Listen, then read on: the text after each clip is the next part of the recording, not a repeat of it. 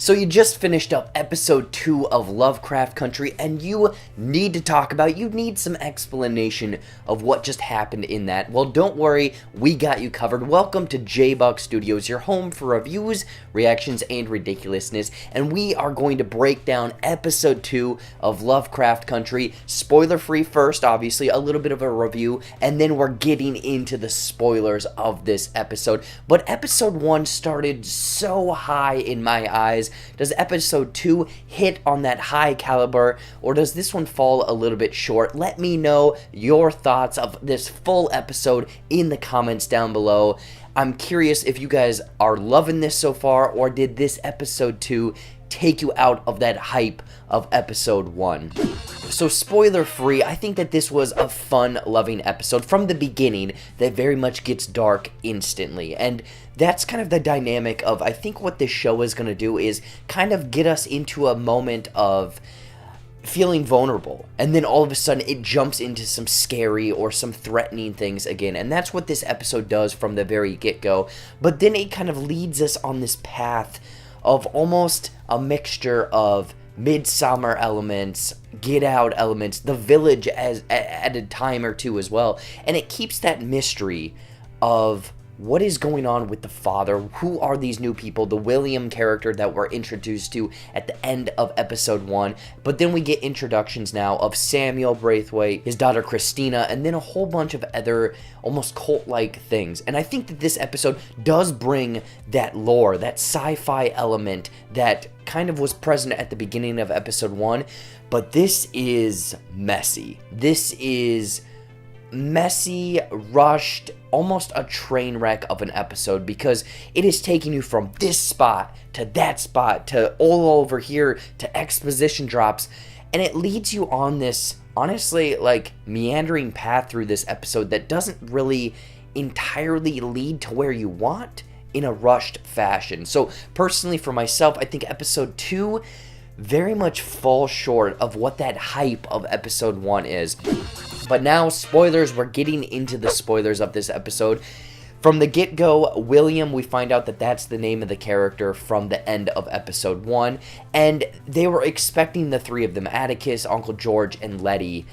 And it doesn't seem like everything is going the way that it should be. The three of them are having a brunch, essentially, and saying that this is the first time any white person has wanted them to really stay around.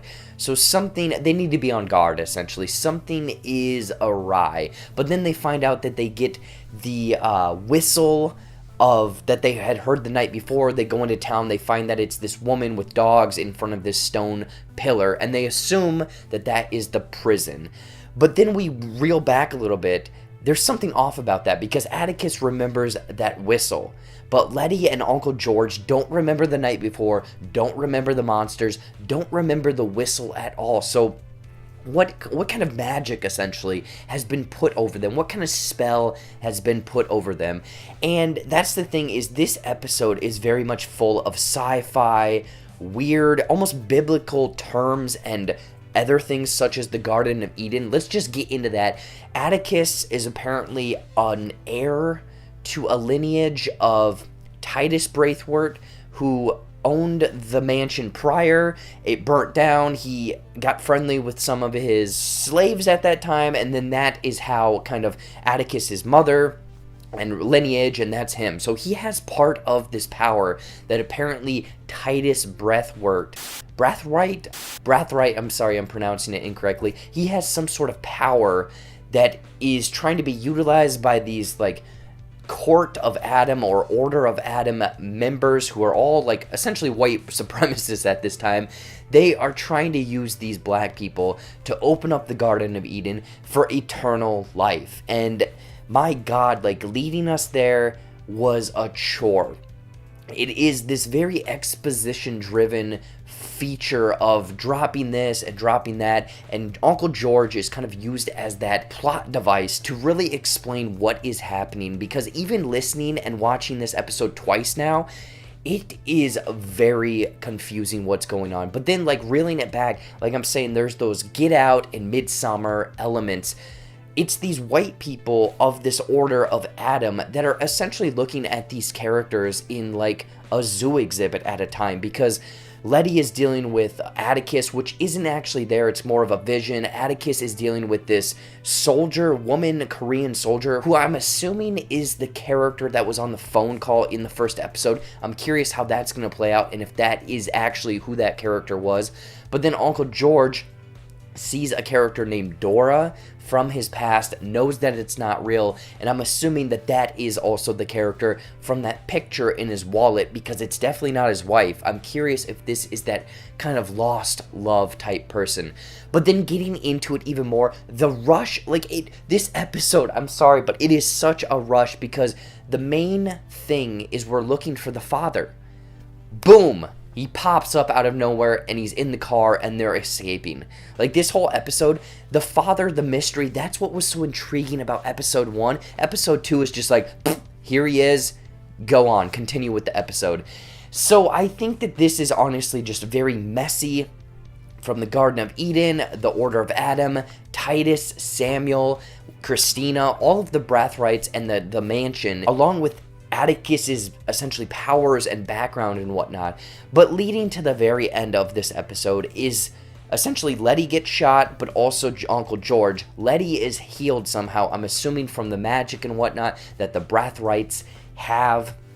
But Uncle George does not make it when the mansion crashes down. Atticus is able to actually get out of the mansion at the very last second, seeing his lineage, seeing that great-grandmother or grandmother character that he sort of has a connection with.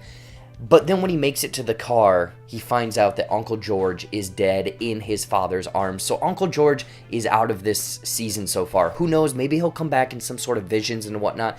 But that's kind of the big takeaway, is Atticus has some sort of powers. There's these white people, Order of Adam, higher up, rich, Illuminati type characters that want his power, and Uncle George does not make it. So overall, I think that there is a lot to take away from this episode, but I think that episode 1 is up here, episode 2 is very much down here. This is a huge drop in quality just because there's so many elements that are clicking off. Honestly, this feels like a mid-season or season premiere, especially with all of the Garden of Eden type characters, or the Garden of Eden sequences and the mansion crashing down, along with finding the father and Uncle George dying. It just feels like this episode is out of place in the sequence of what episode 1 had brought to the table. So I think that this is a huge step down in quality. I'm curious what you guys think, though. Let me know if you guys loved episode 2, hated episode 2. I want to know all of your thoughts, all of your theories, all of your spoiler-filled ideas in the comments down below. Be sure to tune in every single week, because we are doing spoiler breakdowns of these episodes, trying to get some theories of what is going to be coming to this series and how these episodes are bringing in all of this weird Lovecraftian lore. Anyways, though, as always, thank you so much for watching. Watch some more videos up there or right over there. Brand new content every single week here on the JBuck Studios channel. Surprise, surprise, tomorrow I have The Boys Season 2 Amazon review dropping on the channel. Don't worry, spoiler free, so be sure to check that out. Follow all of my social media down there, like this video, subscribe to the JBuck Studios channel, and until next time, waka waka!